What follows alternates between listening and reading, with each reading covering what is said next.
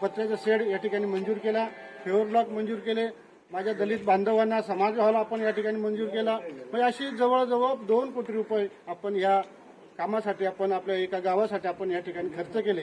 निश्चितचपणे याच्या पुढे जी गावदेवीची मंदिरं आहे तिथे जर रस्त्यासाठी जर लोक ग्रामस्थांनी जागा उपलब्ध करून दिली तर तो सुद्धा आपला मानस आहे की गावदेवीपर्यंत आपली गाडी गेली पाहिजे, आपण त्या ठिकाणी पूजेसाठी चांगल्या पद्धतीने गाडीत गेलो पाहिजे, अशा पद्धतीची माझा मानस आहे.